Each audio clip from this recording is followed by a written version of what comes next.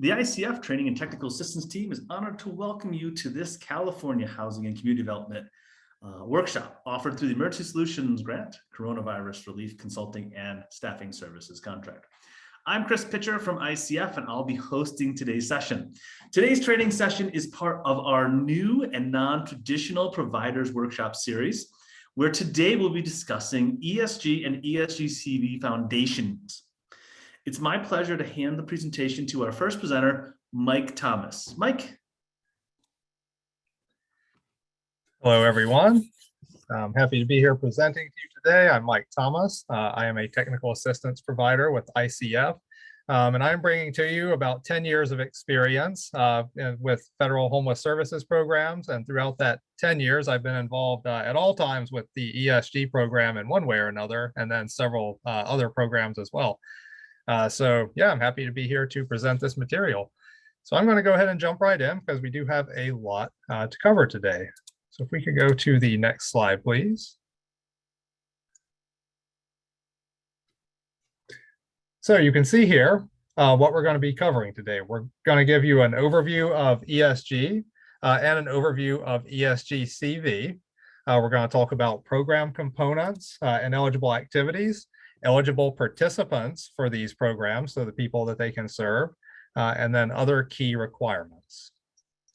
Next slide, please. Okay, so we're going to jump right into the ESG overview. So key vocabulary. ESG stands for Emergency Solutions Grant Program, and that's an acronym that you'll hear us using a lot, so we want to make sure that we define that. ESG is the Emergency Solutions Grant Program. Fiscal year, FY, that's the year in which ESG funds are allocated by HUD. HUD is the U.S. Department of Housing and Urban Development. Recipient is an entity that receives ESG directly from HUD. So there in California, HCD is the direct recipient that we're talking about in this context. And then a subrecipient is a local government entity or nonprofit that receives ESG from a recipient. They are sometimes also called grantees. So the elevator pitch on ESG. ESG is a federal grant program that funds services for people experiencing homelessness, at risk of homelessness, and fleeing domestic violence. Core services include homelessness prevention, street outreach, emergency shelter, and comprehensive rental assistance and case management called rapid rehousing. ESG is granted to recipients, including the California Department of Housing and Community Development. Recipients then subcontract ESG to local homeless services providers for implementation of direct services. So here's some history of the ESG program. It was originally the Emergency Shelter Grants Program, authorized in 1987 as part of the Stuart B. McKinney Homeless Assistance Act, also known as the McKinney Act. The McKinney Act was later renamed the McKinney-Vento Homeless Assistance Act and is now often referred to simply as McKinney-Vento. The Homeless Emergency Assistance and Rapid Transition to Housing Act, also called the HART Act of 2009, reauthorized and substantially amended the McKinney-Vento legislation, including recreating the Emergency Shelter Grants Program as the Emergency Solutions Grants Program. This is the modern ESG program. So when we say ESG here, we're talking about that newer version of it known as the Emergency Solutions Grants Program. The modern ESG program is governed by 24 CFR Part 576. And this is how the ESG funding stream works. So the federal funder is the U.S. Department of Housing and Urban Development. And then HUD grants that funding to recipients. The recipients are states, territories, and municipal cities and urban counties. And then recipients can subgrant those funds to subrecipients. Subrecipients are units of general purpose local government and private nonprofit organizations. And so California HCD allocations by fiscal year. So if you look here, this shows how much money was allocated to HCD in the fiscal years on the chart. So you can see what the allocation has looked like, and you see a kind of an upward trend there, but the allocation has increased by only about $1 million for a total increase of about 13% over the time period that you see here. So that's just to give you an idea of how much money we're talking about. Other California ESG recipients. So these are the 14 largest in the state. So I'm not going to go through this entire thing and name them all, but you can just see here how the funding breaks down for those 14 largest recipients. And these are recipients that get their own emergency solutions grants allocations. And then this is the rest of them. There are 34 smaller ones. So you can see how those break out as well. So HCD ESG compared to the rest of California. If you look on the bar on your left there, you see the amount that HCD gets for this program. And then if you look on the right, you see how all of the others stack up compared to HCD. So key takeaways from there, HCD is the largest ESG recipient in California. HCD has nearly 50 smaller ESG recipients in its service area, each of which is a potential partner and resource for HCD and its subrecipients. And HCD and its subrecipients can have significant impacts on homelessness because of the amount of funding and the amount of partners. So how can you use ESG? These are some of the eligible components. So homelessness prevention, that is preventing people who are at risk of experiencing homelessness. Street outreach, reaching out to people experiencing unsheltered homelessness. Emergency shelter is running a low barrier shelter for people experiencing homelessness. Rapid rehousing is permanent housing assistance for people experiencing homelessness. And HMIS is contributing data to the local homeless management information system, which is a requirement for using ESG funding. And so what makes ESG special? It's the second largest federal funding source dedicated to people experiencing homelessness. It's the largest federal funding source for people experiencing homelessness that can pay for homelessness prevention or emergency shelter. Outside of ESG, federal funding for street outreach is very limited and complicated through other programs. Rapid rehousing can be more nuanced and therefore more effective than many other rental assistance subsidy programs, so it's a valuable resource through ESG. Well-designed rapid rehousing is cost-effective and has a high success rate, and over time reduces the proportion of people who need longer-term and more expensive subsidies like Section 8, permanent supportive housing, and some other resources that are available. So now a quick overview of ESG-CV. So the Coronavirus Aid, Relief, and Economic Security, or CARES Act, was passed in March 2020 in response to the COVID-19 pandemic. The CARES Act provided $4 billion nationally in supplemental ESG funding. And then the Emergency Solutions Grant CARES Act, and this is another acronym you'll hear us using, that's ESG-CV, exists to prevent, prepare for, and respond to coronavirus among individuals and families who are homeless or receiving homeless assistance, and to support additional homeless assistance and homeless prevention activities to mitigate the impacts created by coronavirus. So these are supplemental ESG funds for those purposes. And this is how the ESG CV funding stream works. You'll see it looks very similar. The federal funder is HUD. They pass that ESG, or they grant that ESG CV funding to recipients who are states, territories, and municipal cities and urban counties. And then they subgrant to units of general purpose local government and nonprofits. So here are some highlights of ESG CV. It has the same foundations as the standard ESG program. Some of the differences are that it has additional eligible activities, and all activities must prevent, prepare for, or respond to COVID-19 under the ESG-CV program. Waivers and notices. HUD issued and updated waivers and notices defining additional flexibilities for the ESG and program and for ESG-CV.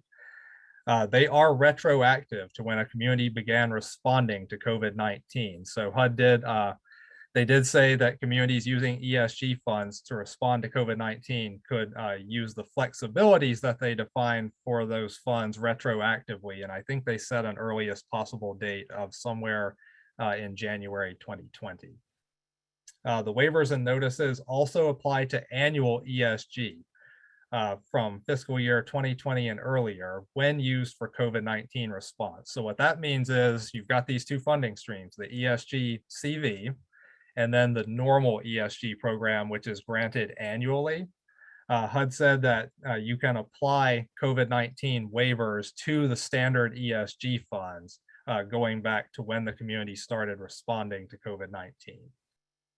Current information about ESG-CV, including the requirements, waivers, and notices, are available on HUD's website, or well, on the HUD Exchange, excuse me, which you can see the link to there.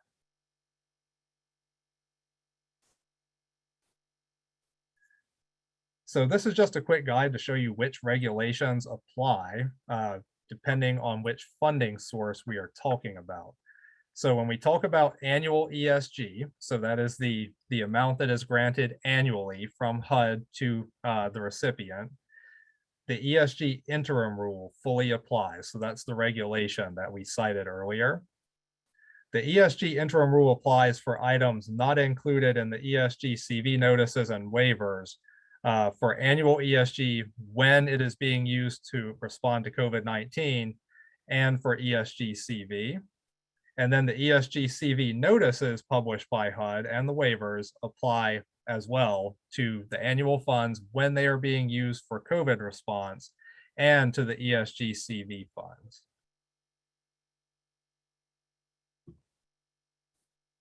So this is what ESG CV funding looks like nationally. There were two tranches of funding. So what you see in the darker green there is the first allocation known as ESG CV1. And then what you see in the lighter green there is the second allocation, which is ESG CV2. And then this is what it looks like in California. So when you see the darker green there, that is the amount for HCD. And then when you look at the lighter green there, that is the amount for all of the other ESG recipients in the state.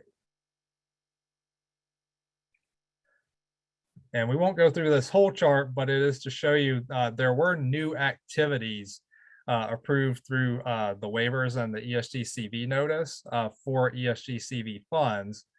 And this shows you which components those new activities apply to. So again, this will just be for your reference when the presentation goes out. I won't go through the whole chart, but just be aware there are a number of new activities that are approved here to help communities better respond to COVID-19. So here are some things that make ESG-CV special. It is the largest single allocation of federal money dedicated to homelessness in history. The federal government has not put this much out at one time before. It waived many of the ESG requirements that are more difficult or dangerous to fulfill during a pandemic. So there were a lot of flexibilities provided for the ESG CV funding. It added many new creative activities that reduce the impact of COVID-19 on the health and housing of people experiencing homelessness. That's kind of what you saw in the previous slide. There were a lot of new activities authorized. When implemented thoughtfully, this extraordinarily large, flexible, creative funding source can have a lasting impact on homelessness. And HUD has been making a point of that, that we really should think creatively about how we use this funding and make a difference with it. So there are interlocking requirements associated with these programs. So subrecipients have many different requirements from many different sources when using ESG and ESG-CV. These requirements are the result of ESG and ESG-CV being appropriated by Congress and then distributed by a federal agency. They are then passed through a state agency, in this case, or in this context, HCD, awarded or allocated to subrecipients, and then granted to subrecipients of them through contracts. So when you think about this layering, there are congressional requirements, there are federal requirements from HUD, there are then requirements of the state, and then there are requirements in the contract to subrecipients, and then there can be more requirements in the contracts that they might have. So that and basically you can see that there are a lot of requirements. They're not always necessarily different, but you just have to be aware that there are a lot of things governing how the funds are used.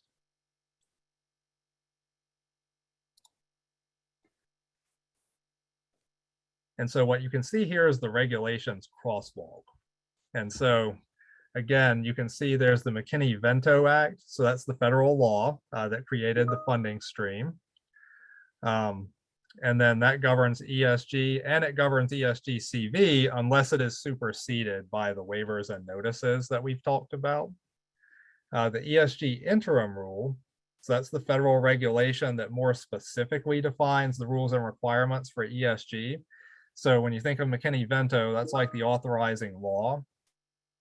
And then when you think about the ESG interim rule, it adds more nuance and detail to how the program is implemented.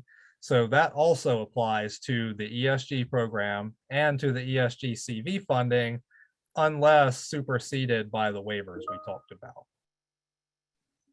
So the uniform administrative requirements, I won't read the whole title there, but they are colloquially referred to as 2 CFR 200. Those are the federal regulations that define various administrative and fiscal requirements for federal grant programs.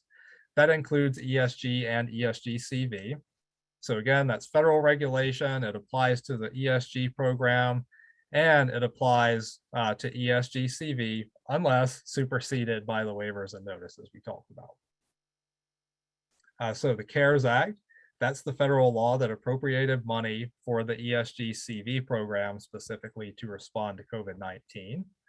That is federal, and it applies to ESG-CV. There are a number of waivers and alternative requirements for the ESG program authorized under the CARES Act. So those are federal regulations that more specifically define the rules and requirements for ESG-CV and the flexibilities offered for ESG and ESG-CV when used to respond to COVID-19. So that is federal. It applies fully to the ESG-CV funding stream, and it applies to the annual ESG funds when they are used to prevent, prepare for, and respond to COVID-19. So then we look at the Federal Emergency Shelter Grants Program. And you can see here there's a citation for the California law, because at this point we're talking about state regulation. So these are state regulations that establish policies and procedures for implementing ESG. They apply fully to the ESG program. And then for more information on how they might apply to ESG-CV, that would be something that you would need to contact HCD about. Additional state policies and procedures. So any additional policies and procedures produced by HCD or another agency that apply to all funding awards in general, or possibly to ESG or ESG-CV specifically. We don't have anything specific to cite here, but just be aware the state can pass additional rules and regulations around these programs.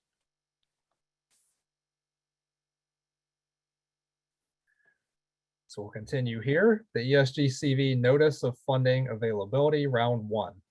That is the state NOFA that defined HCD's implementation of its ESG-CV1 funding tranche. So we mentioned earlier there were 2 tranches of ESG-CV.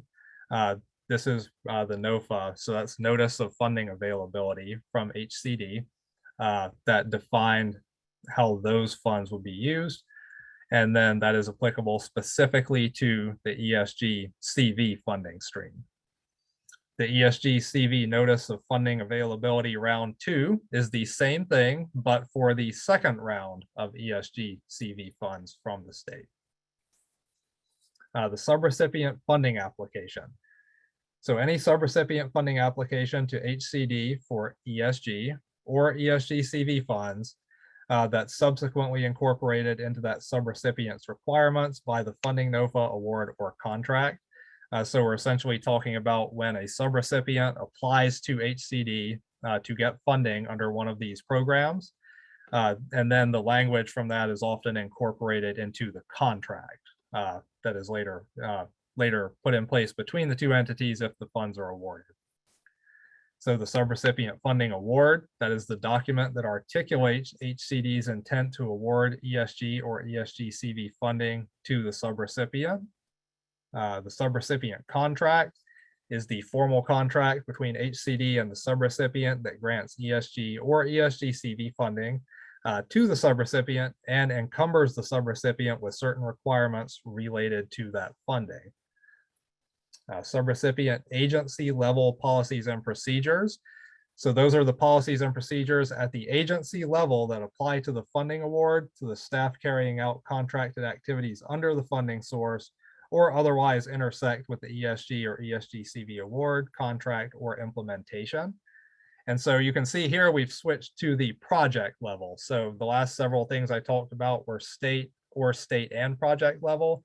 These are specifically at the project level. So that would be at the agency that is implementing the ESG or ESG-CV funded project. Subrecipient ESG written standards. Those are written standards developed and implemented by the subrecipient in compliance with the written standards requirements in the ESG interim rule. So it's important to point out that the ESG interim rule does have standards that have to be developed for ESG projects. And so that's what we're referencing here. Subrecipient ESG policies and procedures, that's any other policies and procedures developed by the subrecipient that apply specifically to its ESG or its ESG-CV implementation.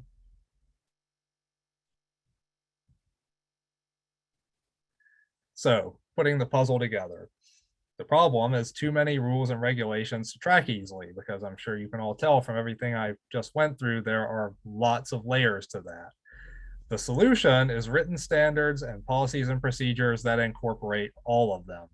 I did mention earlier that the requirements are not always different, even though they are layered on top of each other. So it's important to thoughtfully develop written standards and policies and procedures that incorporate all of the requirements in a comprehensive way, so that you can see them in a way that's not as confusing as I probably just made it sound with all of the layers.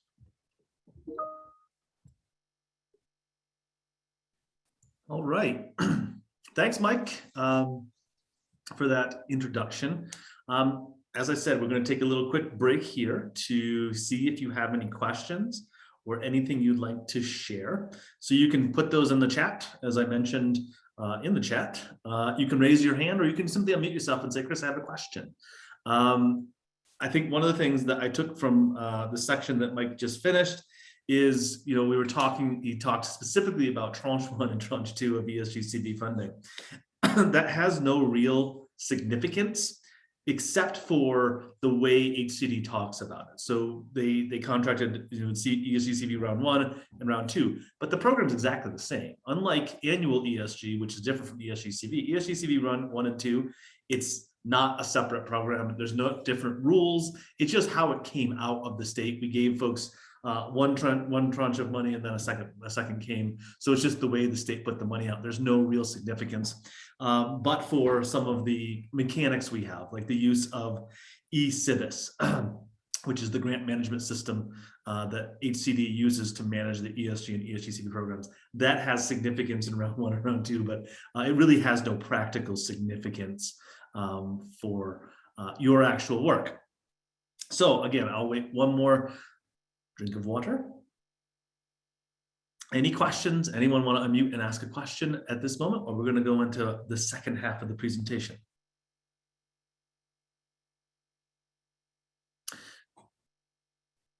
Are there updates on round 3? Excellent question, Kathleen. Mike, do you want to answer that, or shall I?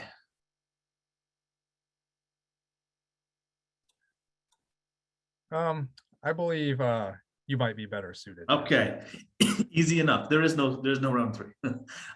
There is the possibility that HCD looks to recapture some funds and reallocate them, but it's not a different round. HUD is not currently preparing any additional funding. This came out of the CARES Act, and I have not seen any movement at the federal level to create a new CARES Act. Remember, this was originally designed to prepare for, and respond to coronavirus. Our new reality with coronavirus is it's still going. The pandemic is still on. We do have vaccines now that we didn't have in the beginning, but that's not saying that we're clear of the pandemic just yet. But I've seen nothing signaled from HUD nor Congress that they intend to create any more funding like this, which means this is our opportunity through ESG-CV to make some big impacts, make some big changes into our homeless service system, as these monies will not be around forever. Okay, seeing no more questions, I'm going to go ahead and hand it over to Gordon Levine. Thank you, Mike Thomas, for being with us. Gordon is going to take the second half of this presentation. So I'll hand it off to Gordon now. All right, thank you, Chris. And I would just like to highlight quickly that I had one small piece to add to the third tranche question.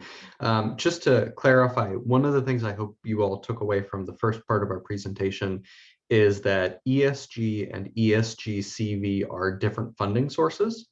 They are named similarly, they do very similar things, but they are different funding sources. And so while there won't be a third tranche, or there's no indication at this time that there will be a third tranche from the federal government of ESG-CV, there's every reason to assume that annual ESG will continue as usual. And so interpret the distinction between those two funding sources for the purposes of our work here today as, what are we doing with this very large one-time funding source that is already in play versus what are we doing with a funding source that we can expect to continue seeing allocations of going forward? So diving forward, we're going to skip over directly into program components of ESG. So these are the sort of broad categories in which ESG and ESG-CV can be spent. We touched on them earlier, but in general, ESG, when it's spent by a subrecipient, is going to filter down into one of these categories. There is also an administrative component, which I believe we'll touch on at the end. And I would also direct y'all to the chat box. Chris has just dropped our intermission question that we had planned. So I would encourage you all to take a moment, reflect on that, post your answers in the chat, and we'll circle back on that. Key vocabulary. You may have noticed HUD and ESG like acronyms. And so these are core terms that it's important to be familiar with if you intend to work with ESG and ESG-CV. AMI means area median income. There are different levels of AMI, but the important one is what the median income is for all households it's used in, for example, rent calculations and income calculations. HMIS is the Homeless Management Information System, which is your local designated database of information about people experiencing homelessness. HMIS refers to the concept of the database. The individual software is going to be named differently. So for example, Service Point is a commonly used piece of software. It's roughly the distinction between email being a thing that you engage in and Gmail or Outlook email being the specific software that you use. Imminent risk of homelessness is a definition of homelessness. It indicates that a person will lose housing within 14 days without intervention. It's used specifically to qualify people for eligibility under the Category 2 definition of homelessness, which is used primarily by homelessness prevention. So for folks who are currently housed but are at risk of homelessness. people experiencing homelessness or person experiencing homelessness, it's usually acronymized as PEH, which is the inclusive people first term for people being served by ESG, as well as many other funding sources like the Continuum of Care program, supportive services for veteran families, projects for the assistance in transition from homelessness, and other federal sources that serve and are dedicated to people experiencing homelessness. Sheltered homelessness refers to a person who slept last night in an emergency shelter. It's used primarily to distinguish between whether someone qualifies to be served by ESG under the street outreach component or the emergency shelter component, and vice versa. The definition unsheltered homelessness refers to someone who slept last night on the streets or another place not meant for human habitation, like the park, or a unit without utilities, on public transportation, in a tent, and so on. And so people who are experiencing unsheltered homelessness are eligible to be served by street outreach, but not by emergency shelter. And again, please do drop your questions as we're going in the chat. This is complicated stuff. We're breezing through it pretty quickly. And our expectation is that you are learning along with us, not that you are getting it all in one gulp. So homelessness prevention, very broadly, are activities intended to prevent people who are at imminent risk of homelessness from experiencing homelessness. Someone who's currently housed, the goal is to keep them permanently housed. It breaks down basically into services for housing relocation, housing stabilization, rental assistance, and case management. So working with the person and various applications of funding, including rental assistance, which can break down further into rental arrears and so on, to keep a person from exiting housing into a form of homelessness. Nuances of homelessness prevention, it can only serve people, and this is like the most important nuance for homelessness prevention.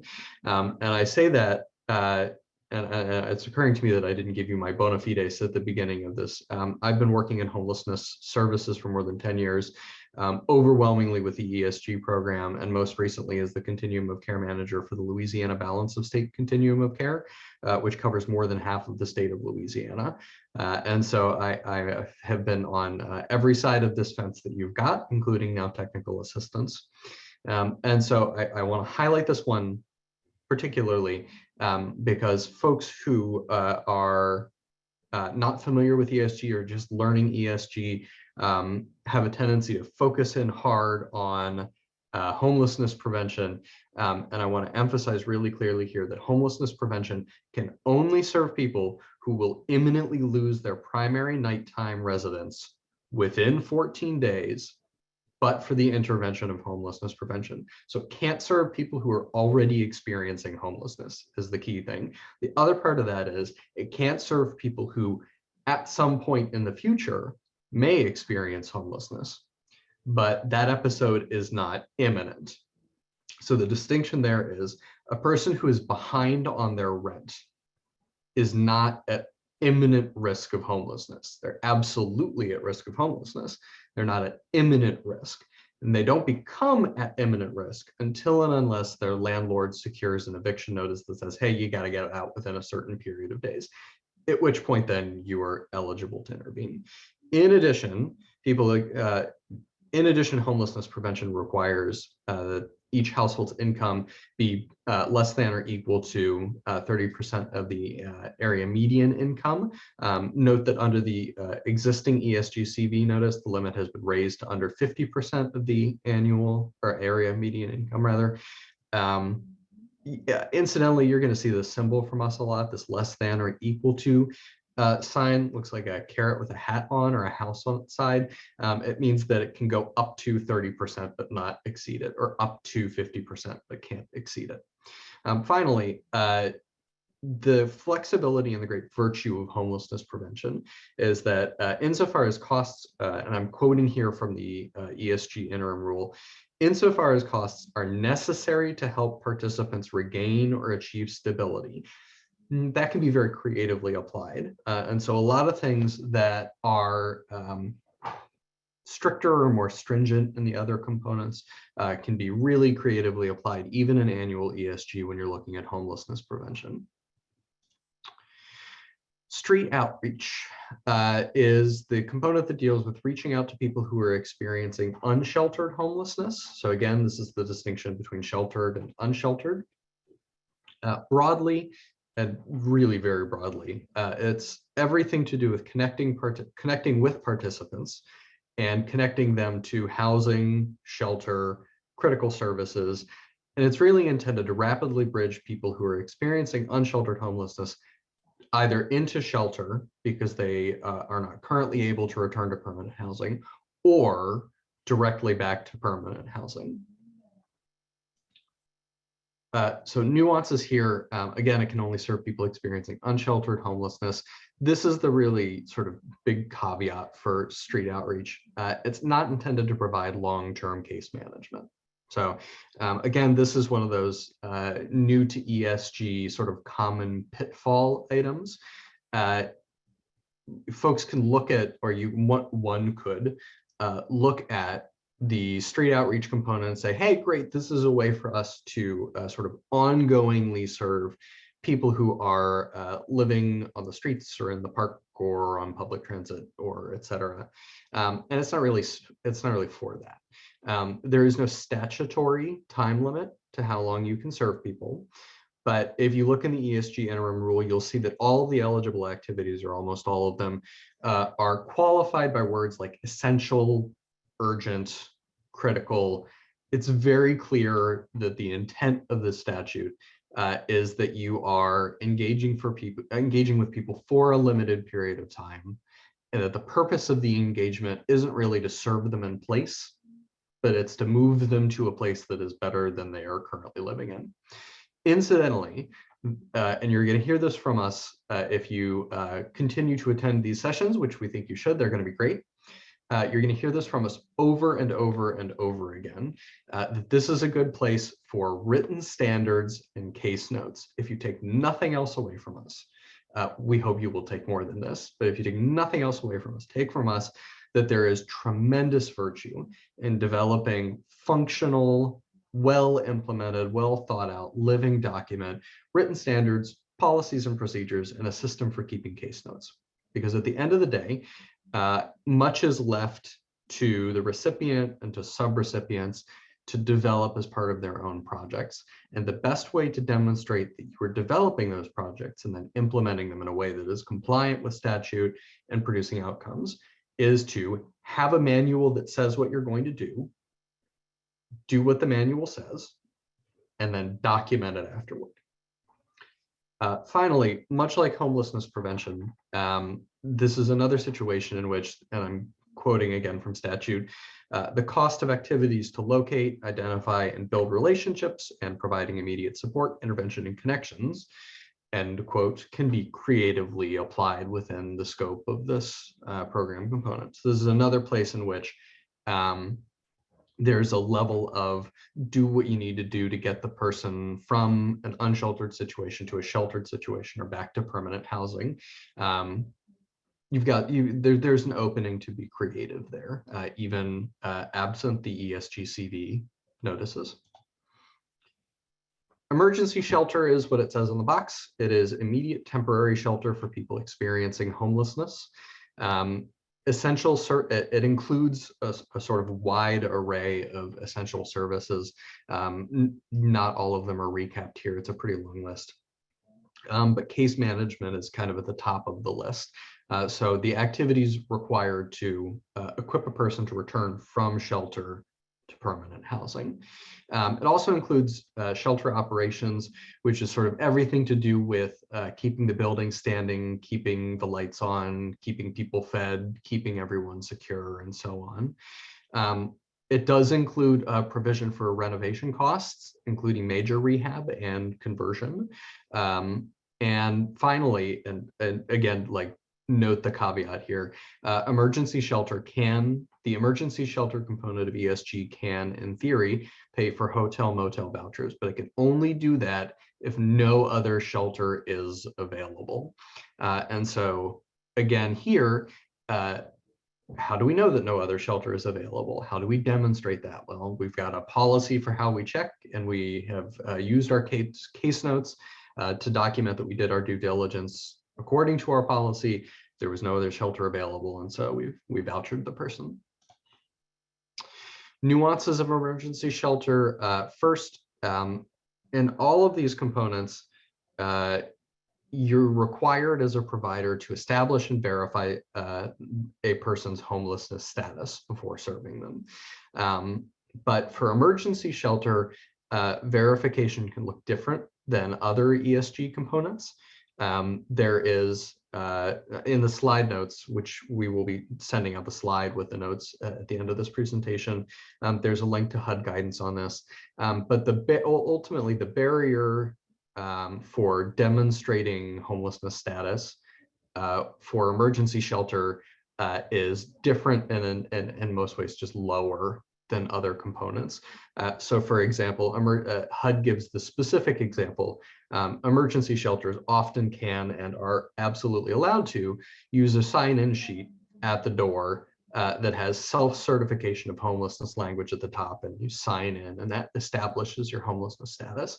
The purpose of which is to say, if you're coming to an emergency shelter, you need emergency shelter.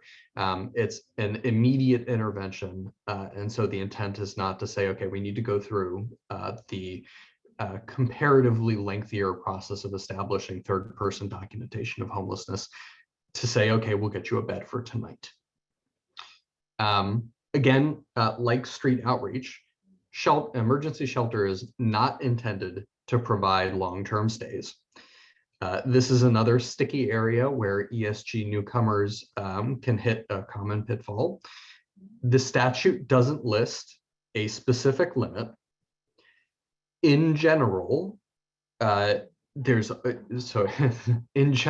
wide range, right? As useful as that statement is, there's a wide range of policies from different recipients and at the project level of what their target stay is, what their maximum stay is, how they extend a maximum stay, how they make determinations about terminations, and so on and so on and so on.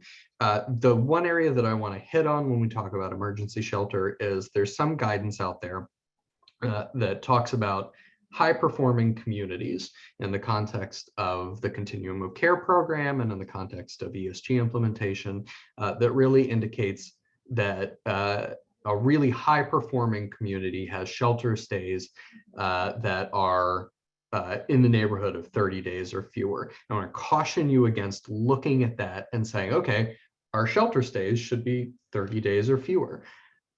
That benchmark is aspirational.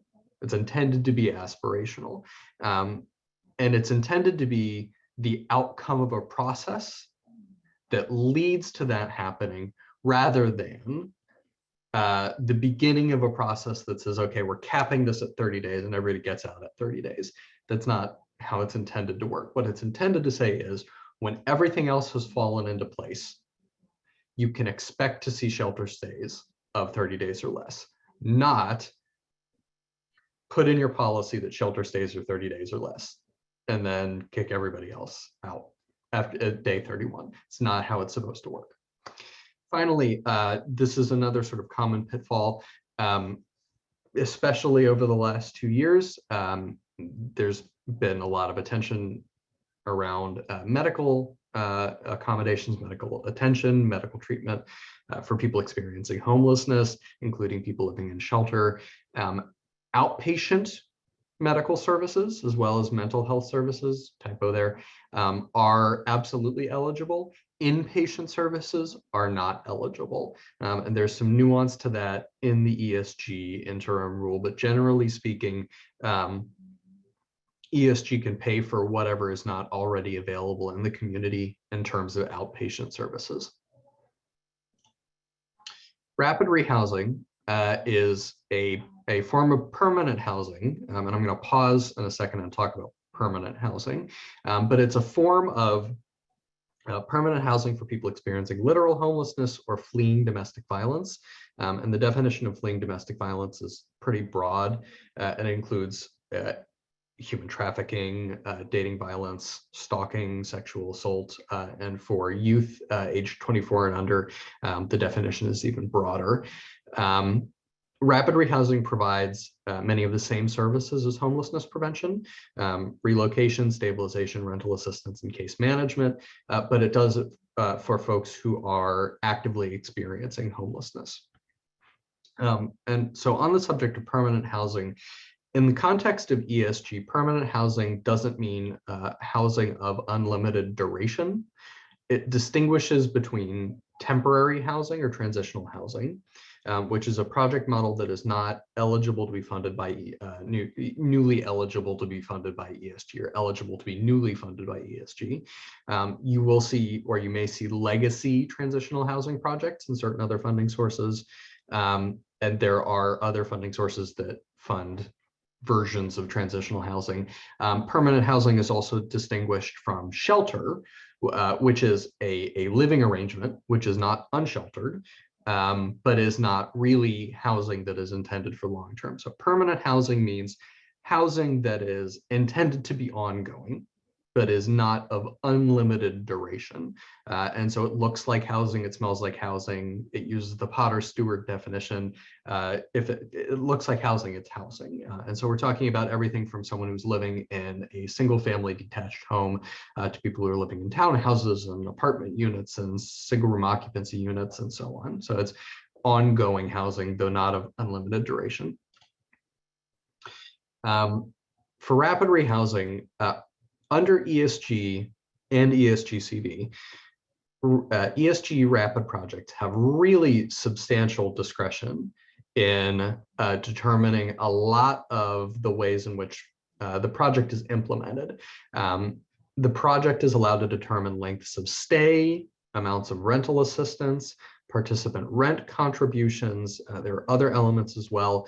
And it's a very flexible way of saying that an ESG funded rapid project can take into account the needs of its specific participants or its participant population and tailor a project that is intended to produce the outcome that you're looking for, which is that a person goes into rapid, stays for as long as they need, and then when you exit them from the project or when they exit the project, they remain in permanent housing, sometimes in the unit that they're currently living in, other times in a different unit. But so the goal is ultimately to craft a project for the target population that you're serving that produces a very high rate of success in transitioning people from subsidized housing with case management and bells and whistles to self-sufficient, stable, permanent housing.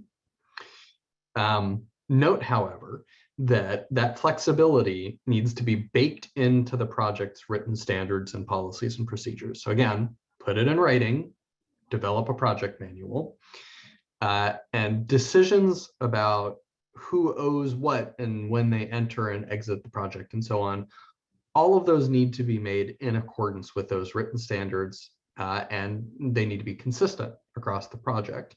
And what that means in a really nuts and bolts way is if you determine that everyone is required to pay rent that escalates in a certain way, so they come in at 0% of their income as rent, and every month or every 3 months you increase their rent portion by a certain amount, everybody in the program, all of your participants, need to go through that same process. And any deviations or hold-offs need to be done according to your policy and procedure, so that there isn't a situation in which one person in your project is getting a kind of a better deal than other folks, or a worse deal than other folks. At intake, there is no household income requirement, so people can enter rapid with no income. They can enter with some income. They can enter it with, under certain circumstances, quite a lot of income. But at recertification, household income needs to be at or below 30% of the area median income, which is ultimately a way of ensuring that longer term rapid rehousing, which is rapid usually that exceeds 12 months up to the maximum of 24, that it's really reserved for people who need it, who seriously need it, whose income really cannot support independent living at that point. Finally, and we're going to enter this conversation like really briefly and then duck out of it.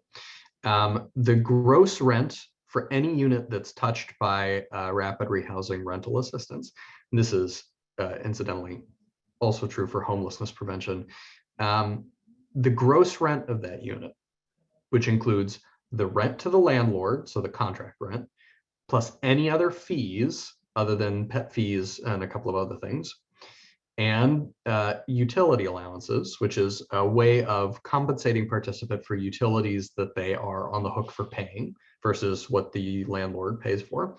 The gross rent, which is the combination of all three of those, must be both less than or equal to the fair market rent value, which HUD publishes annually and says for a unit of this number of bedrooms, a unit of this size, the rent in this county should be, or metropolitan service area, should be less than or equal to this amount. And the unit needs to meet rent reasonableness standards. And rent reasonableness is this like whole other large conversation, but in the plainest possible terms, HUD requires service providers to determine whether, in addition to the fair market rent, so the unit is like below fair market rent, in addition, service providers are required to do a sort of small mini rent assessment on the participant unit plus other comparable units in the area to determine if the participant's unit is priced comparably to other units in the area that are of similar size and quality and age and amenities and so on.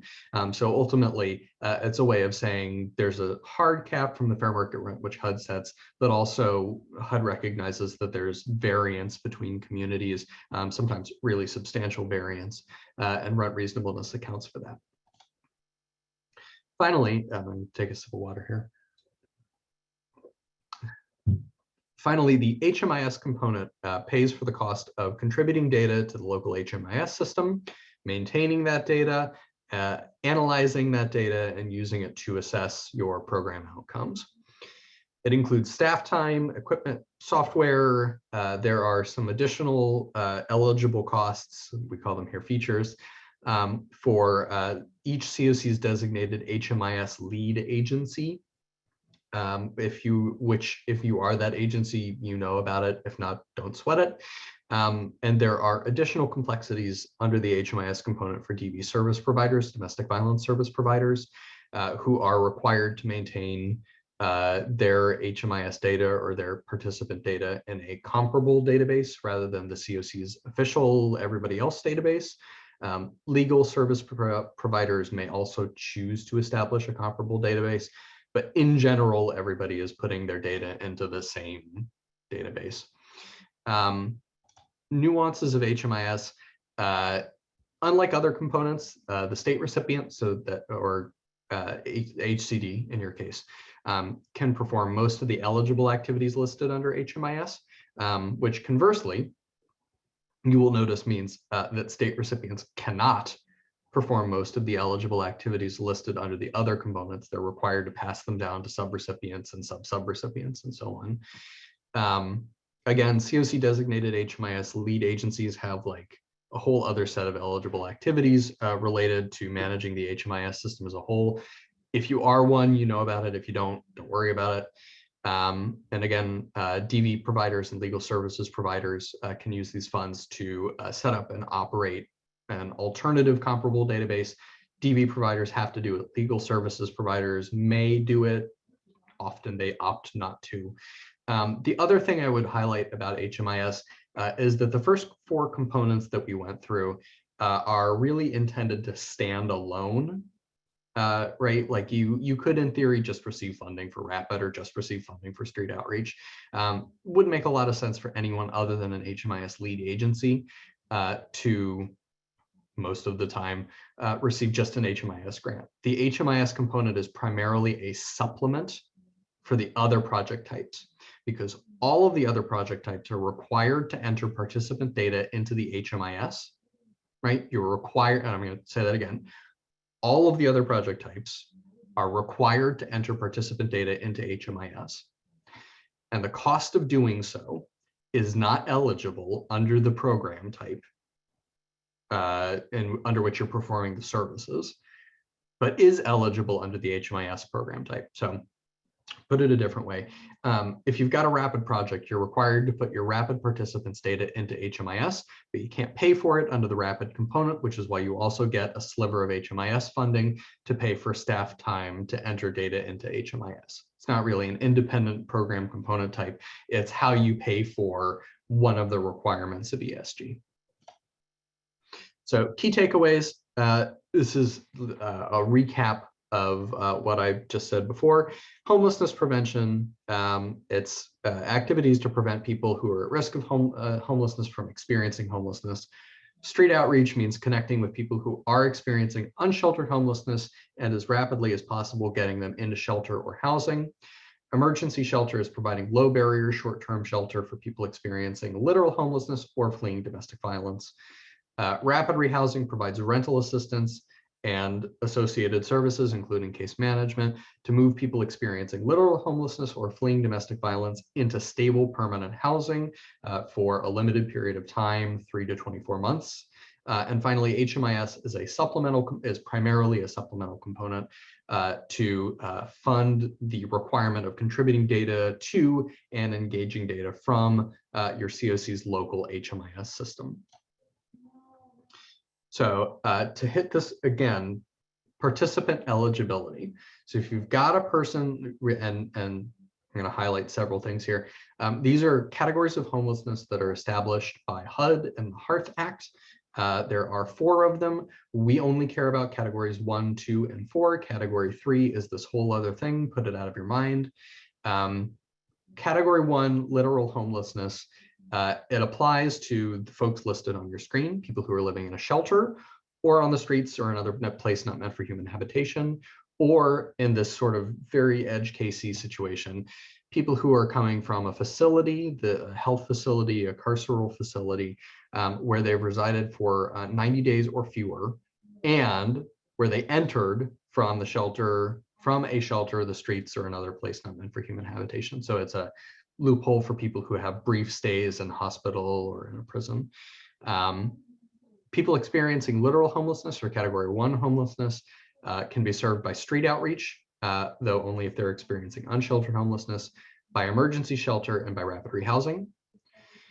People who are experiencing category 2 homelessness, which is risk of homelessness, need to be imminently at risk of losing their housing, so they're going to lose it within 14 days without an intervention. You can demonstrate that, and they lack the other support. They lack the other supports necessary. So you've investigated and determined that they cannot go to live with their aunt, for example. People experiencing category 2 homelessness are eligible to be served by homelessness prevention and only homelessness prevention. And category 4, which is people fleeing domestic violence. And as we discussed, people fleeing domestic violence, that definition is very broad, and it incorporates human trafficking, dating violence, stalking, sexual assault, and for youth age 24 and under, additional definitions. It's people fleeing or attempting to flee domestic violence and who lack other supports. Are eligible really to be served under any of the categories, though there are some caveats on that. For street outreach, they need to meet the unsheltered definition as well. For rapid rehousing, they need to meet the category 1 definition as well, and so on. So lightning round, I see, Chris, the chat is lighting up. Would now be a good time to take a moment and dip into the chat? It is. Thanks, Gordon. We do have a conversation happening in the chat, a couple of them, about comparable databases. I think my only guidance on comparable databases is there's no perfect solution. You're going to have to, just like an HMIS, find the solution that works best for your community, and work there. So I'll just kind of leave that there. There's another part of the chat that we were discussing how to get notifications for these training series sessions that we're doing. We are getting ready to launch a website that has every training that we will be offering between now and the end of September. I hope to have that up and running in next week. It could take 1 more week, but you'll be able to go there, register for all the trainings that are interesting to you. So we'll make sure we get that out to folks as soon as that website is available. So as I mentioned in the chat, this is our second break for question and answer before we go into an exercise for us all to use our minds around ESG. So Gordon has walked us through the components of ESG and some eligibility. This is obviously the building blocks of how we serve our clients and how we operate our programs. So if you have any questions, you can, again, enter them in the chat. You can raise your hand and we will unmute you, or you can just unmute yourself and say, hey, I have a question, Chris. So we'll give it a second there. One of the things that Gordon mentioned that I just wanted to echo and reiterate around emergency shelter in particular, because I found that to be a pretty salient point around length of stay. We have had seen some programs be developed, not just in California, but other places where they use length of stay as kind of the end of a program. You know, you can be here for 30 days and then you're out. That's not a best practice ever. We really want folks to be able to access shelter and be able to use that time in shelter to access other permanent housing destinations. I also want to kind of hit on street outreach. We have historically seen a lot of street outreach programs that look more like they're helping folks survive on the street, whereas through ESG-CV, we've seen a larger push to have that be actually focused on housing, having unhoused folks be connected directly to coordinated entry, to get them to get folks in an unsheltered situation to other housing destinations. A lot of the folks that I know, unsheltered folks, are unsheltered because the shelter situation either doesn't meet their needs or restricts their way of life in a way that is prohibitive. So we have to find a way to meet our clients where they are in a street outreach environment. And housing-based street outreach, working on just housing, getting folks houses, I think a trend we're seeing uptick in the last couple of years. All right, any questions? I've kind of rambled on now for a little bit. I don't see any questions in the chat. Would anyone like to ask a question directly of Gordon or myself verbally?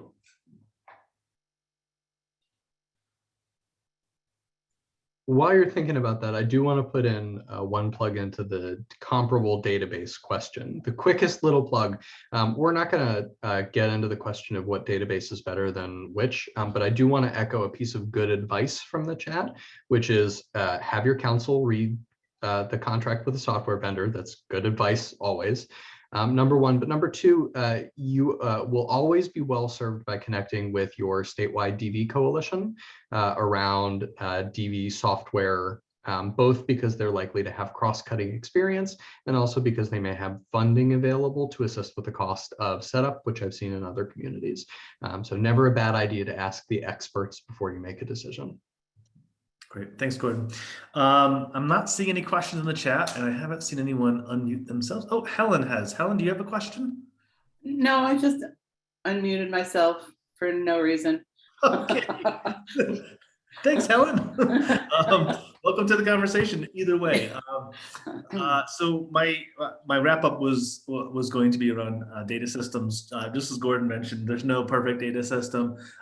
You should definitely look at the contract and note that you don't have to just sign a contract a vendor provides you. That you can make those changes to that contract and get the service that you need. We have seen specifically in the HMIS space, a lot of HMIS leads and COCs have just signed a contract straight from the vendor, and that really protects the vendor and not the community at all. So know that you have some power in this. Money is exchanging hands, so you have the ability to make sure you're protected as well. Okay, with that, we will have one. Oh, go ahead, Helen. Actually, I think I do have a question. Can you guys hear me? No. So you're Okay. breaking up a little bit. I think you should take yourself off video and you're probably going to be okay. It looks like a bandwidth problem. Okay. Take that off. There we go. There you go. Sounds great. Go ahead, Helen. Hi. Okay, so it's a weird question to ask. My boss signed me up for this after I had done a home key grant, which required not just me, but every single person involved.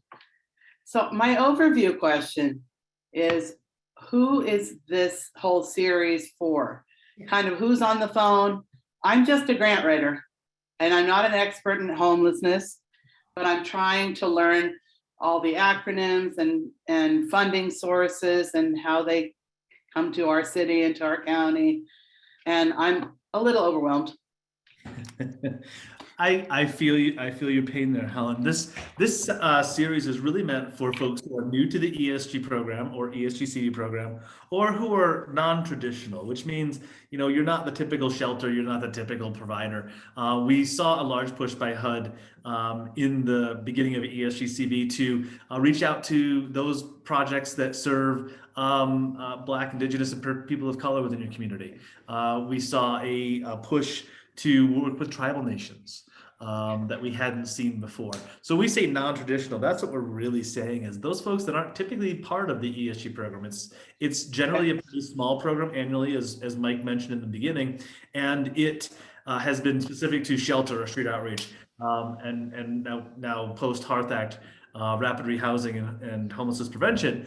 But we haven't seen a lot of new providers, and we want to give everyone as much knowledge and information as we can to make sure that folks are going to be successful, because we know ESG-CV being part of a stimulus program, much like its predecessor, the Homeless Prevention and Rapid Rehousing Program, or HPRP, gets a lot more attention from auditors and from HUD itself. So we can be more assured, if we're an ESG-CV project, that the chances of us being monitored from HUD or from HCD are much higher. So we want to give everyone a chance to be successful in this and share information. So this sounds like it could be for you, but it could be for a lot of different stakeholders as well. Does that make sense? Yes, it does. Thank you. Thanks, Helen. Okay. I see a little bit more back and forth in chat, but nothing that we need to stop for. So we are going to go into our next section of this. So Aaron, get yourself ready. Gordon, get yourself ready. We are going to ask some questions. So you're going to see a bunch of polls. Feel free, if after the question you have questions of Gordon, maybe you got a different answer than Gordon did and you want to talk that through, this is your time. Between now and the end of the session, where we have 52 more minutes, it's going to be this lightning round and then just an open discussion for anyone to kind of ask any question they have around ESG or ESG-CV Foundations. So take your time to answer these questions, and ask your questions of the questions if you have any. So Gordon, go ahead and get us kicked off. Sure, I will be happy to. I want to say, I do see the question in the chat regarding funding to implement a database. Let's hold that till the end. We've got another QA period at the end coming up. So just put a pin in that. I promise we will come back to it. It's an acute question. So Helen touched on something that I thought was really germane to our discussion, which is, she said, I'm just a grant writer. I too was once just a grant writer who knew nothing about homelessness, who ended up on an ESG with the equivalent of a webinar at the time, which was like stone tablets. But I had really stumbled into ESG, and about an hour into the presentation, I was completely overwhelmed by the person giving the overview, because the first hour of learning about ESG is overwhelming. It's a large federal funding source. It's complex. It's got ins and outs. There's this ESG-CV layer. It's a lot. And so the first hour of this presentation was a lot. It was meant to be a lot. The rest of the presentation is this lightning round piece and then a Q&A. This part is interactive. And so what the next little while is going to be is we're going to put a question up. We're going to ask the question. Aaron is going to throw up a poll. I encourage you to participate. I'm going to give the answer. I'm going to try and walk you through the answer once we've got it up there, so you can kind of see how we arrive at it. And then if you've got questions, as Chris said, please hop in. If you're not sure about how we got to the answer, or you feel like you've got a better answer, which would be awesome, just hop on in with it, because really, again, this is your time. And this is a sort of alternate learning style, where the first hour was, we're going to give you all of the information you need. And this hour is, we're going to try and elicit the information from you. It's okay to get the answers wrong. It's okay to not know. This is your time for learning. And the process of learning is a process of moving from not knowing to knowing a little bit better. So we'll dive right in and see how it goes. Anytime. There we go. click wasn't working. So first question. So Alex slept last night in an emergency shelter. Could Alex be served today by a rapid rehousing project? Get that first poll up there. Drop your answer in. We're going to take a few seconds and then hop back in.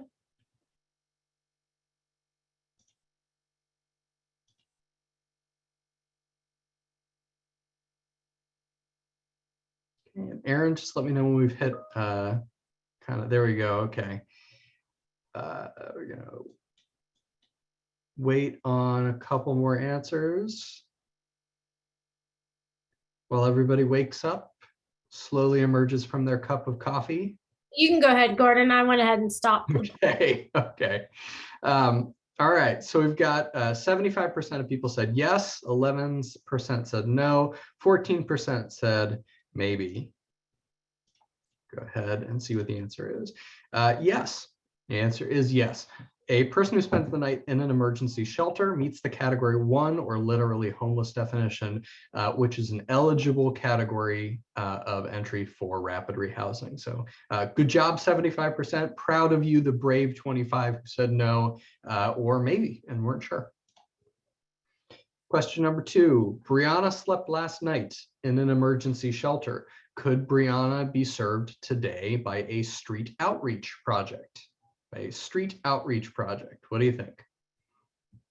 Wait just a little while for that. So Brianna slept last night in an emergency shelter. Could she be served today by a street outreach project? I have a question. Yeah, hit me. Can you see who's answering what? In case we Nope. don't want you to know who the not the smart ones are. No, It's anonymous. it's Thank completely you. anonymous. I have no idea who is answering what. I have no I earthly didn't- idea. Good question.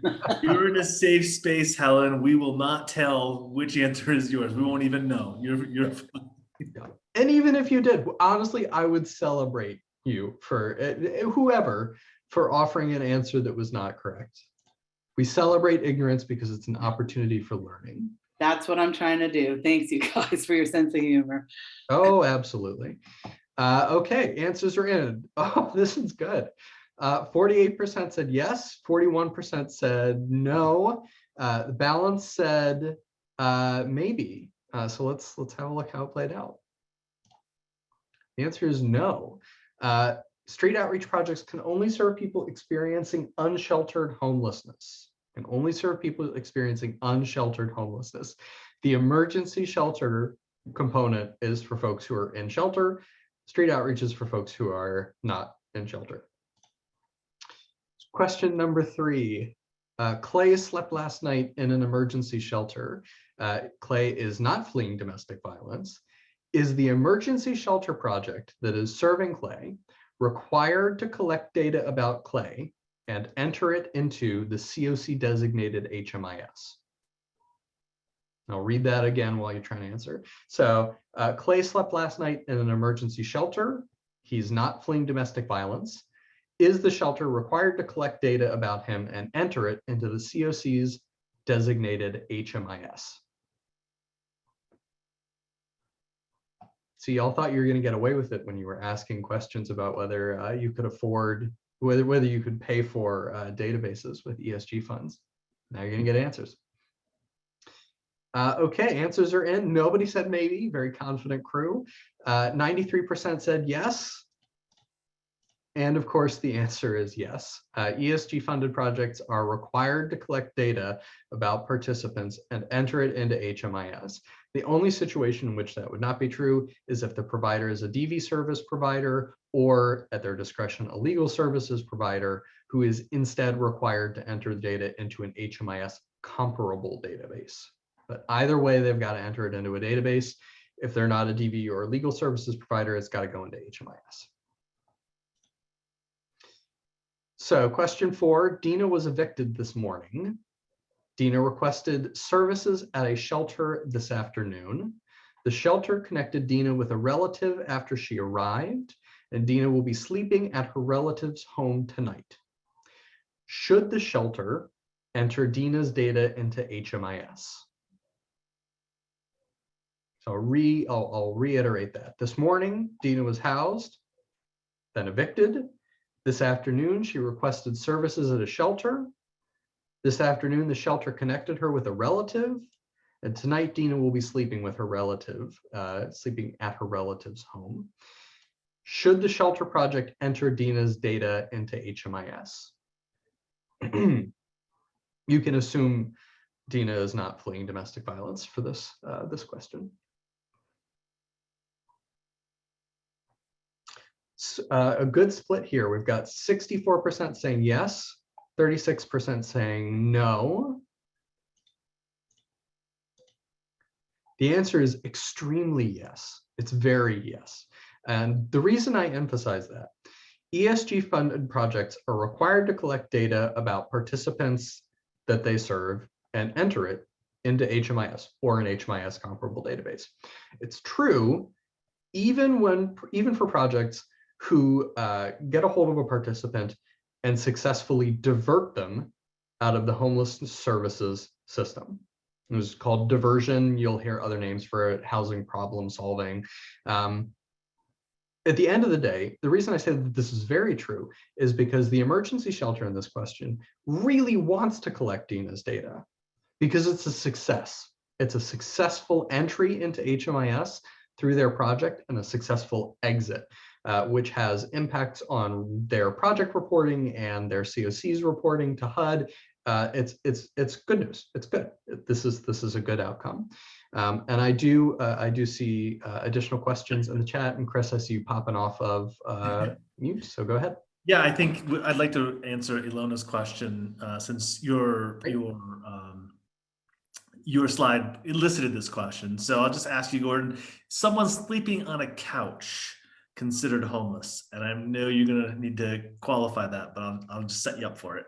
I think the answer, I think it's good. And Chris is grinning and setting me up a little bit because the answer to any question that's like slightly more complicated than anything we're touching here today is usually maybe it depends. And so Ilana's question is really acute. And it's the funny story about it is that my 8-year-old asked me the exact same question last night over dinner. Is someone who is sleeping on a couch or couch surfing, as my 8-year-old daughter put it while running around the room surfing, are they considered to be experiencing homelessness? And the answer is, well, it depends on what you mean by experiencing homelessness. A person who is couch surfing is probably counted under category 2 of the Hearth definition of homelessness, a person who is at risk of homelessness. And I'm making some assumptions there that a person who's sleeping on a couch does not have a lease or another formal long-term or really even informal long-term establishment of residency, right? So, you know, sleeping on a couch implies transitionality to their housing situation. So they are at risk of homelessness, but they are within HUD's definitions of homelessness. They're not experiencing literal homelessness. They may or may not be fleeing domestic violence, depending on other things outside the scope of the question. But assuming that they're not fleeing domestic violence, they are not experiencing literal homelessness. They're not experiencing unsheltered homelessness or sheltered homelessness. And so a person who is most germanely, a person who is experiencing, who is at risk of homelessness, who's couch surfing, right, or any of the versions of things that are couch surfing, would be eligible for services only homeless under homelessness prevention, under ESG, but only if their couch surfing arrangement was due to come to an end within 14 days and they didn't have anywhere else to go. And so, you know, I think the heart of that question, and Ilana, if I've got that wrong, please pop in and say, yeah, you got it wrong. But I think the heart of that question is, what is a person who is couch surfing eligible for under ESG? And the answer is homelessness prevention, but only if their couch surfing arrangement is coming to an end at the end of 14, in less than 14 days. And that can be established a number of different ways. a letter from the host family, and so on and so on and so on. So it's a complex question. It is, and it's really acute. I appreciate you asking it. It is a complex question, and we have a follow-up question from our very own Aaron. Just wanted to confirm. Oh, I lost it. Hold on. Sorry. Just to confirm, in this situation, Dina, that the shelter would be entering the data in HMIS on Dina, because even though she didn't spend the night in shelter, there was a service provided. That is what Aaron wants us to confirm. Yep, that's exactly right. So emergency shelter, the project type emergency shelter delivers many services. And if the project emergency shelter delivers any of them, you want to grab that person's data, capture it in HMIS, and if they're leaving the shelter's hands and going back to a place of permanent housing, you want to count that because it's a success. I mean, you want to count it even if it's not a success, but you really want to count it if it's a success. All right, Gordon, Emily has a question. Furthering your logic, it would be the same for people who spent their last amount of funds on a hotel or motel themselves the night before, correct? This is a really good question. This is great. You all are digging directly into the heart of the ESG Q&A experience. These are all of the good hard questions. And I just want to point out that logic has very little to do with what we're doing here, but we're happy to answer your questions anyway. So I'm gonna flip the question. The question that you hear a lot around ESG is, okay, you can use emergency shelter to pay for a hotel or motel voucher, which means that anybody in a hotel or a motel qualifies as experiencing sheltered homelessness, right? They're eligible under literal homelessness. No, absolutely not. The literal homelessness definition specifies that a person who is living in a hotel or motel does qualify as experiencing sheltered homelessness, but only if it's paid for by an agency serving people experiencing homelessness, right? So if you're out of pocket on a hotel, it is different than if your local emergency shelter has issued you a 5-night voucher. Those are different situations. And so the question you have to ask ultimately when you're trying to apply, again, logic is a slippery slope here, but when you're trying to think through whether a person qualifies as experiencing literal homelessness for the purposes of serving them with rapid rehousing at all, the question you have to ask yourself is, where did they sleep last night? What are the circumstances around that? And where are they going to sleep tonight? And the first question is the most important one. And so from an eligibility standpoint, a person who slept last night in a hotel that they paid for themselves is not experiencing literal homelessness, would not qualify as experiencing literal homelessness for the purposes of project intake, but they would absolutely qualify as at imminent risk of homelessness, because you can establish, since you've qualified that they spent their last penny on it, you can establish that they are imminently at risk of tonight, right, within 14 days tonight, sleeping at an unsheltered location or in an emergency shelter. That would be my ruling on that one. But it's a good question and a complicated question. I agree with that, Gordon. Thank you for that. Josette, I'm going to ask you to ask your question verbally. I think I'm not sure I'm getting it, and I think it was part of what Gordon's answer was 2 ago. Josette, can you come off mute and kind of ask your question maybe in a different way?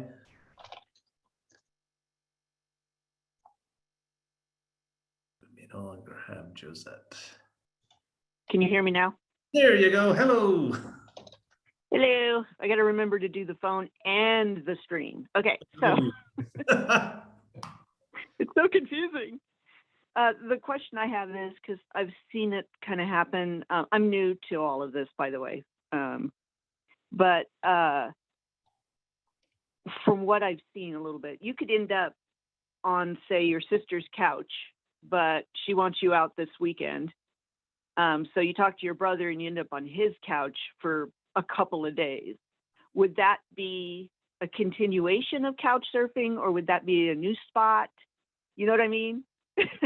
I know Does a new exactly what couch you mean. count as a new location? Does the clock start again? I know exactly what your question is, and it's a really acute and good question.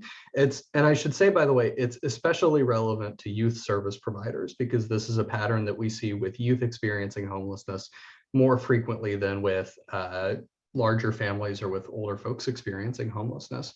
And so to put the sort of fine point on Gisette's question, and please forgive me if I've mispronounced your name, the question is, if I'm sleeping on my aunt's couch and she says I got to get out, and I segue into my cousin's couch instead, does that restart the clock on the 14-day window?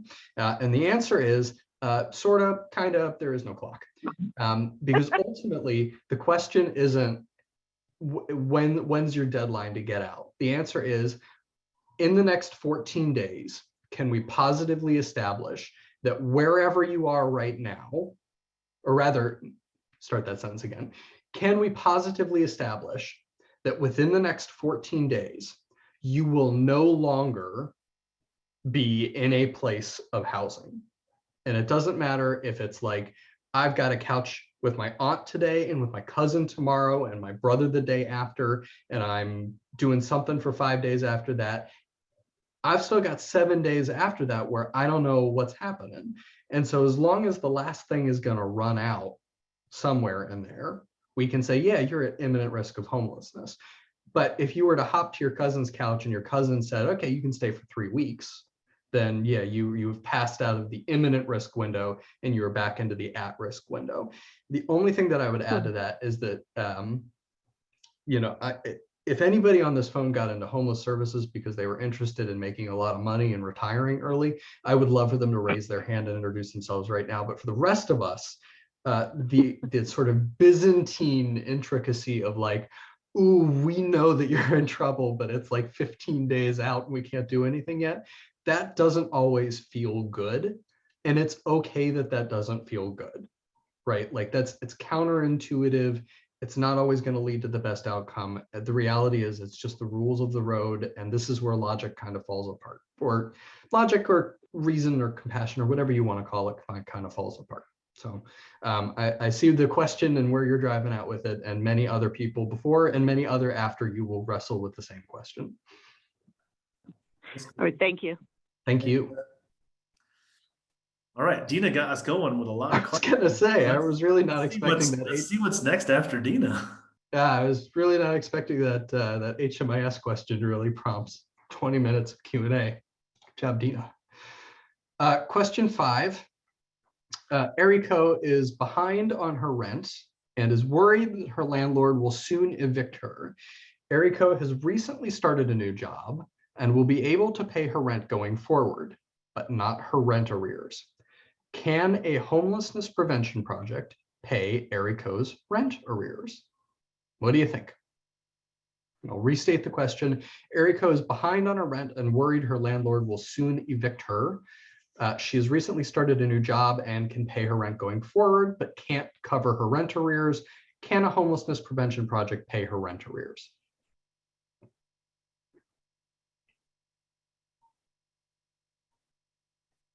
We kind of just dug into this one, so I'm interested to see what the answers are.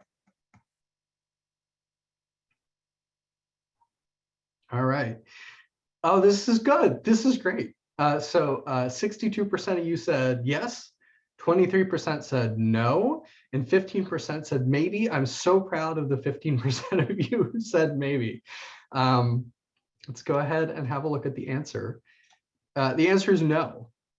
Homelessness prevention projects can only serve people who are at imminent risk of homelessness.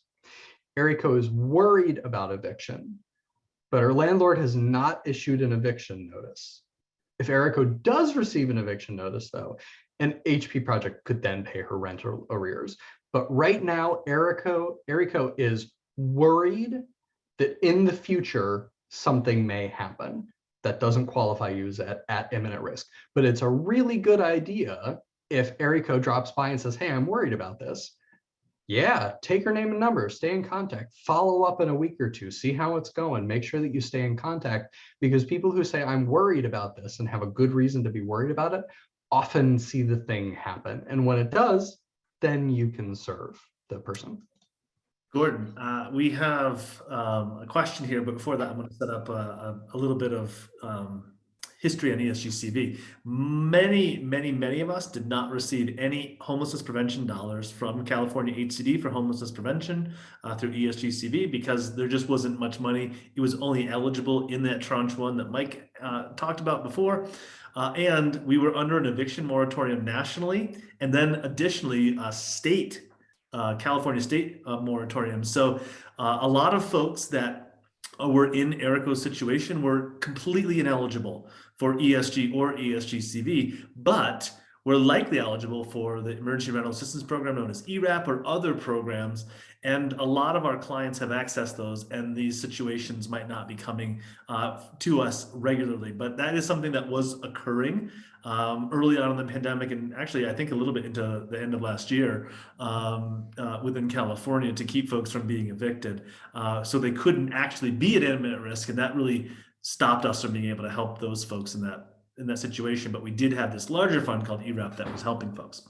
Gordon, you're using the words Cat 1 and Cat 2, Category 1 of homelessness and Category 2 of homelessness. She would like you just to unpack that slightly. What does Category 1 mean? What is Category 2?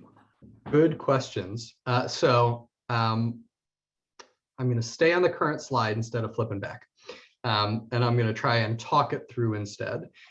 So I think the core question, if I'm looking at the chat, is what is the difference between being at risk and being imminently at risk, which is a really good question. It's extremely acute, and you're absolutely right. It is confusing. HUD's definition of Category 2 homelessness is at risk of homelessness, right? Period. There's no different category for imminence. It's just at risk, period. The question of imminence gets to whether a person who is at risk can be served by ESG's homelessness prevention project type. There are other funding sources that use it as well. And so think about it like this. At risk is the box. Imminence is what you expect to find inside if you can serve the person. And so everyone who is imminently at risk of homelessness is at risk of homelessness, meets the Category 2 definition. But the Category 2 definition of at risk includes people who are imminently at risk and can be served by homelessness prevention, and people who are not imminently at risk and cannot currently be served by homelessness prevention. Though again, people who are not imminently at risk often become imminently at risk later. Excellent. I think that got it all. If not, Sheila, let us know. I've not seen any more questions on this particular one. Erico did not get as much attention as Dina, but let's move forward and see what else we got. So Frankie has been in hospital for the last 60 days. They are being discharged today, and a rapid rehousing project would like to begin serving them today. Can the rapid rehousing project intake Frankie today? What do you think? I'll reframe that one. Frankie's been in hospital for the last 60 days. They're being discharged today, and a rapid project would like to begin serving them today. Can the rapid project begin serving them today?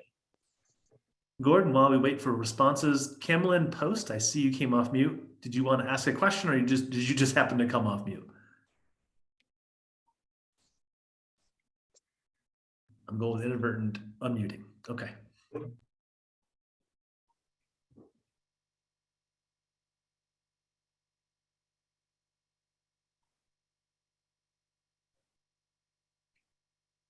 All right. Can the rapid project intake, we've got results. These are good results. I'm so proud of the 31% of you who are saying maybe. My heart swells. 58% said yes, 12 no, 31 maybe. Let's see what the answer was. The answer is indeed maybe, as the answer often is. is the truth. So let's move on to the next question and see why it's maybe. So again, Frankie's been in hospital for the last 60 days. They are being discharged today, and a rapid project would like to begin serving them today. We know the answer is, can I serve them today? Maybe, maybe not. So multiple choice this time. What is the deciding factor, or what are the deciding factors? A, whether Frankie's medical condition needs more advanced care than the rapid project can provide. B, whether Frankie was living in a shelter on the streets or in a place not meant for human habitation immediately before entering hospital. C, whether Frankie tested negative for COVID-19 immediately before they exited the hospital. Or D, all of the above. What do you think? What is the deciding factor? A, B, C, or D, which is all of them? I think we need to give people, the folks, just a little time to digest all that. It's pretty dense. Yep, very dense. And this is, I of course wrote these questions, and this is really this is the toughie, right? And we'll spend a little time talking through this one, because it is kind of it's difficult, and it's weird, and it's emergent, and it's got kind of a contemporary flavor to it, unfortunately. So yeah, take your time, think it through, and Aaron will toss me the results once we've got them.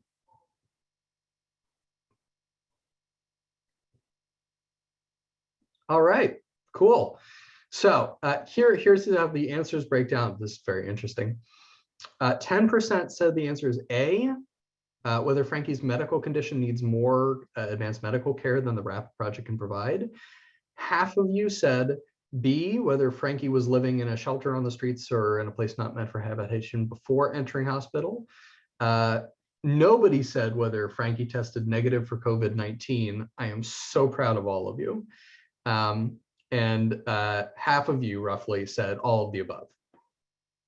I'm so proud that 0% of you said C. You're all rock stars. The answer is, of course, B. So let's talk about why the answer was B. So the only question that comes into it in terms of whether the project is allowed to serve the person. So in statute, whether it is allowed to serve the person is whether they meet the homeless definition in this case. The category 1 literal homeless definition incorporates people who are exiting a facility like a hospital, but only if they've been there for 90 days or fewer, and if they came to that facility from a shelter, the streets, or another place not meant for human habitation. Those of you who answered all of the above, or answered A, were I think tripped up by my guesses, tripped up by the specificity of the question, and I asked it in a way that was a little tripsy. The question isn't should the rapid project serve them. The question is, can the rapid project serve them?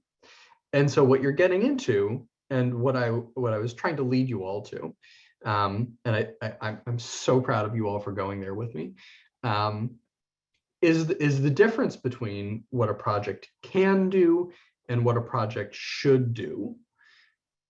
Every continuum of care has a coordinated entry system. We're not going to like unpack coordinated entry system today, but in a nutshell, for our purposes, it's the local policies and procedures for determining how people experiencing homelessness are triaged for housing and other resources. And usually these coordinated entry systems have a requirement that if you get referred a person, you can't just like say no, right? Like, I don't like their hair, they're out, right? They were mean to one of our staff people once, they're out. You have to have a good reason to say no to a referral. And the reasons for that are complicated, but basically it boils down to making sure that people aren't cherry picking the easy participants or the participants they like best, and that everybody gets equitable service. And so one of the reasons that a rapid project might legitimately refuse to serve a person. And I ran into this case 6 months ago in Louisiana when I was COC manager. One of our providers came to me with a case like this. Is that the rapid project can't meet participants' medical needs. They have advanced medical needs. They don't qualify for PSH, which is a different form of indefinite rental assistance through the continuum of care and the HOPWA and other programs. But the rapid project can't meet their medical needs. Well, yeah, that's a good reason to say no to that referral. And many coordinated entry policies and procedures, though you'll need to look at yours locally to know whether this is true or not, will say, yeah, you can reject a referral for a good reason. And here are some examples of a good reason. A good reason is we can't serve this person well.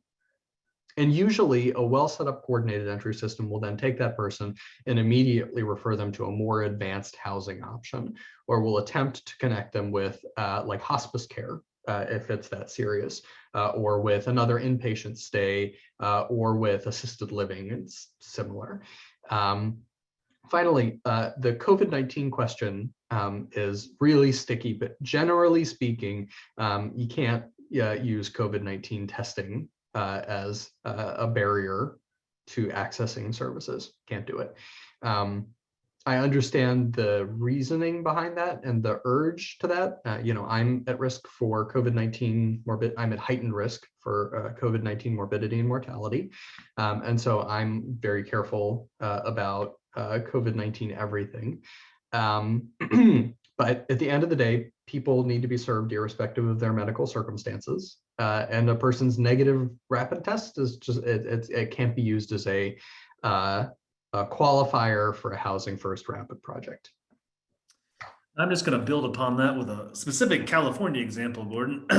So we have a community partner, and no names will be named, but they do not allow folks in their shelter that have not been vaccinated, which is not acceptable unless you have reasonable accommodation. So this particular provider then allows folks who have not been vaccinated or who are positive of COVID to go into a hotel motel. So they're still being served equitably. So we're not necessarily using the COVID-19 or the lack of a vaccine to screen folks out. We're screening them to a different service.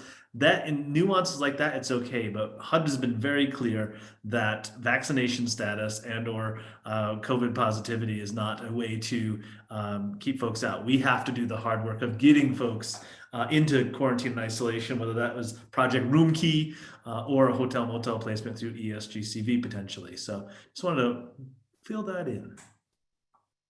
That's good. And then I've got an Ilana question in the chat. I'll go ahead and voice it and then I'll cover it. Ilana asks, wouldn't you want to test them just to see how best to serve them? Yeah, probably.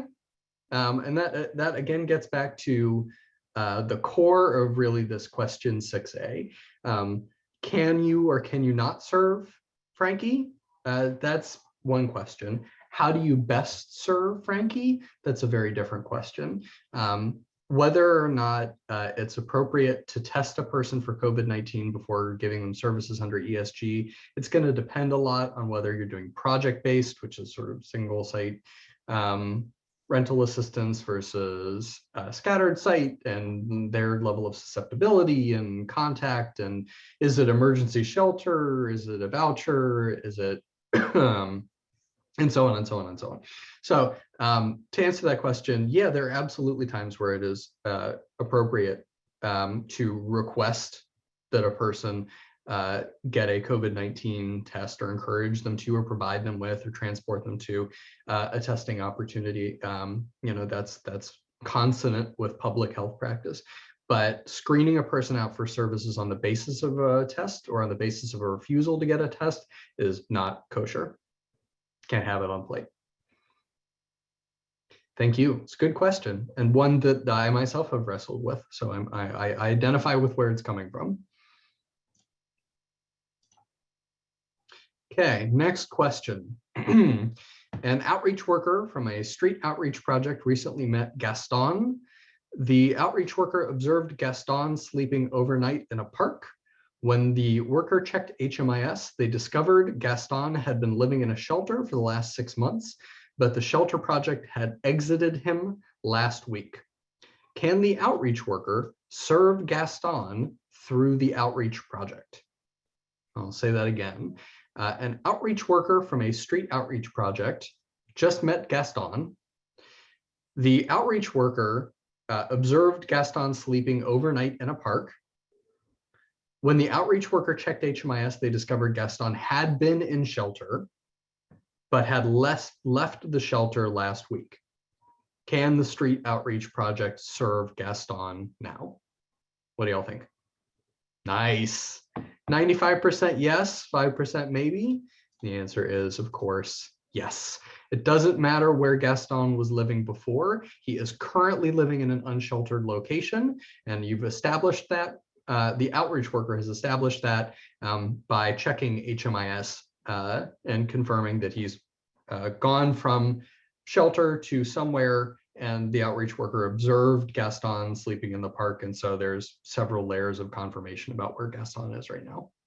And I think this is a really common occurrence within the unsheltered population, that they'll go to shelter for a bit and then be back on the streets. And I think a lot of our shelter providers know this, and a lot of our street outreach programs know this, that a person's eligibility for a street outreach and shelter is a fluid thing based on their current living situation. So I think that's a really, I like this example. Thank you. Follow-up question that you just made me think of. So hypothetically, let's say that the shelter didn't exit him because maybe they're behind on their data entry or something like that. Could a person be enrolled concurrently in a street outreach and an emergency shelter ESG project? Good question. Let's do a live exercise. I love live exercises. So the question is, what if Gaston had been, what if the outreach worker had seen Gaston sleeping in a park, but when they checked HMIS, Gaston was still enrolled in emergency shelter? Here's the question. It's not yes or no. What should the outreach worker do next? What is their next logical step, their logical course of action? They've got conflicting pieces of information. What do they do next? What's their best option? And there's kind of two answers, but we'll take either of them. Drop them in the chat, come off mute. Now y'all quiet because I'm collecting. Good afternoon, everyone. My name is Tony Marsh. I'm calling from Mendocino County here in California. I work at Manzanita. I do outreach and housing. So this is right up my wheelhouse. The first thing I would do is I would straight up enroll them into the street outreach project because I witnessed them on the street, then contact the shelter and let them know that you need to exit him, or sometimes I have the ability to actually exit people from a different program because I have access to it. Not all of them, but some of them. But contact the shelter, let them know that, you know, you need to exit him because I'm enrolling him. You can do that because I witnessed him sleeping on the street. All right, thank you, Tony from, I think that was Mendocino. That was a perfect answer, absolutely on the spot, as was every other answer in the chat. So y'all are really on this. And Tony really, I think, beautifully threaded both correct answers, which is number one, yeah, you can enroll them immediately in HMIS and get them in there and update their circumstance now. This happens, like, this is a common occurrence, as Chris highlighted. And your next step, or your first step, and these are really kind of concurrent steps, is call the shelter and let them know you found Gaston and what's the deal. And like 9 times out of 10, I guarantee you the answer is the shelter knew he left a week ago, but they've been understaffed, and so they didn't exit him out of HMIS. Or somebody missed it and the switch between the night shift and the day shift or something like that. And so the shelter is going to have to go back in HMIS and exit Gaston on the day he actually exited, backdate that exit. And then with the current accurate street outreach entry, HMIS now accurately reflects Gaston's pass from shelter to street outreach. And again, this happens like all the time. This is very common, and it happens in the opposite direction as well. And street outreach workers and projects are going to get calls from shelters being like, hey, I've got your guy. What's the deal? And the answer is, congrats. You know, you successfully got them into shelter. Good job. Stand down. We got them. Good job. So good question, Aaron. Thank you for eliciting the good discussion. And thank you, Tony, and everybody else for hopping in. Okay. Question 8, we're going to go a little quicker here just to kind of burn the rest of the questions.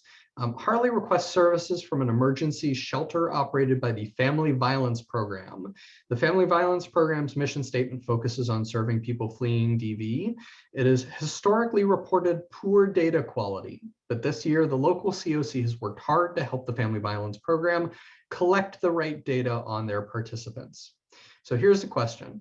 Harley requested services from a shelter operated by the Family Violence Program. Should the shelter collect Harley's data and enter it into the COC's HMIS database?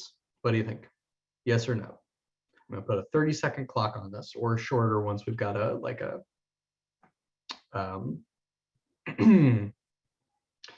words have escaped me, but plenty of answers. Plurality.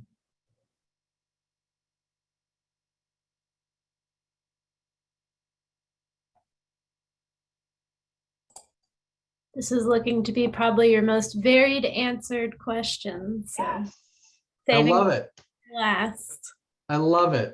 I'm just like, I come into these Q&As and I'm always proud when folks get it right, but I feel like I haven't asked a complicated enough question. Varied answers means that people are wrestling with hard questions, which are all of these questions.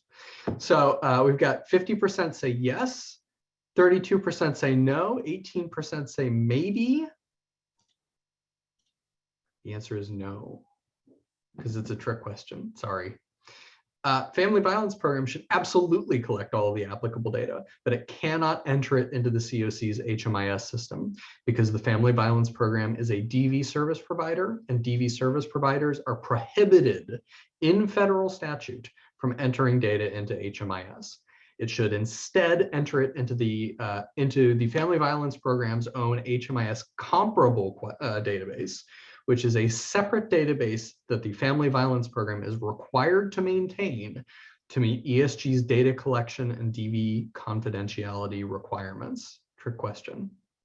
Thank you, Gordon. I appreciate hearing that answer. I knew you were waiting for it. I saw it pop up. I was like, I got you, Louise. You got me. Oh man, I can't tell you how many times we have to say we can't, but I did want to share something that we have done with our COC that has been very helpful for victims in our program. We do not directly enter into HMIS, but because we do participate in our continuum of care, we have access via a single seat so that we can pull people who may not be receiving services from us, but do qualify under category 4. Because it's not necessary from a low barrier standpoint for them to have reached out to us for help. So we want to be able to check that, so we make sure that we are applying equally across the COC. But the other thing that we do is we also offer anonymous entry. So we enter people in via their client ID number, and that's their first name, their last name is SUP for Stand Up Placer, and then they reach out to us if someone meets one of our partners. So I just thought I'd share that with the rest of you. Thank you for sharing this. You hit it on the nail on the head. COCs want their DV providers to participate. DV providers should want to participate in the COC. And using those anonymized entries between HMIS and HMIS comparables is a really common way of getting around not being allowed to enter identifiable information into HMIS for DV participants. Really good info. Thank you, Louise. Yes, thank you, Louise. Thank you, Gordon. And we are to the end of our session. We've got 5 minutes left just for open discussion. We've had a lot of scenarios that Gordon has walked us through. We also had the foundational materials that Mike and Gordon did earlier. Any additional questions? This is your chance for 5 minutes to ask any questions, and there are no silly questions. We are here to help build everyone's knowledge. Tony, it looks like you came off mute again. Do you have a question? I did. I do have a quick question. I live in a very rural county, and our AMI is really low, and yet our rental prices are not. How do we navigate between the two? Because if it needs to be fair market value and oh, I forget the other one, but I'm looking at them, you know, how do we bridge the gap here between what is fair market value and, you know, because there's a 2-bedroom apartment for $1,625 and the most they will, our median income is, I think median is like $960 a month, you know, because our median income, I believe, is 43,000, our AMI. So that's about $900, $960. How do we bridge the gap between the two? There is no easy answer to this, Tony, and I happen to know Mendocino County pretty well since I work with Veronica and team a lot. Me too. We know that, so the ESG-CV program, and Gordon can go into this in more detail, or we're actually going to cover this later down the line with rent reasonableness versus fair market rent. There is difference in those measures and what you can actually pay for. But ultimately, in many communities across California, we have rents that are way higher than we can actually afford. And that is just a reality of the way California's housing market is. Specifically in Mendocino County and other northern counties, we hear, or I've heard, a lot of folks are moving in because they no longer have in-person work requirements, and it's a beautiful place to live, from what I understand, whether it's the coast or inland. Mendocino is a pretty place. So this is a problem that we are trying to solve. We're actually holding another session later on today on landlord engagement, and there is some strategies we're trying there to increase our ability to attract and retain landlords, incentivize landlords as well. We also have the Project Home Key within Mendocino County that is going to have hopefully more affordable rents for us. Obviously, that's not going to be a cure, but it's going to help a little bit. But there is no cure. The common cause of homelessness is housing costs are here, incomes are here, and that gap is not getting smaller. In fact, it's getting larger and larger each year. And until we address that, we will see homelessness continue to be quite an issue. Gordon, anything you'd add to my pretty good ramblings? I would add two things. One is that it's a great question, and unfortunately, it's a really common question because it's a really common problem. It's not unique to your area of California. It's not unique to California. It is a universal problem, basically. The only other thing that I would add, Chris, is that I think this is a good opportunity to plug the follow-ups, if you want to plug the follow-ups. I will be plugging that in a moment, but this is a series. So this is the first session. As I mentioned, we are creating a website soon, so you'll be able to see all those sessions. We'll make sure anyone who either attended or registered for this session has access to all of the sessions, and not all are just going to be focused on new and non-traditional. We have other tracks. As I said, we're doing landlord. We have a track on racial equity. We have one for tribal nations. We have a whole lot of stuff. So keep your eyes and ears peeled for that. We are at time. If you have any additional questions, you can go ahead and enter them in the chat. We will respond to them in writing.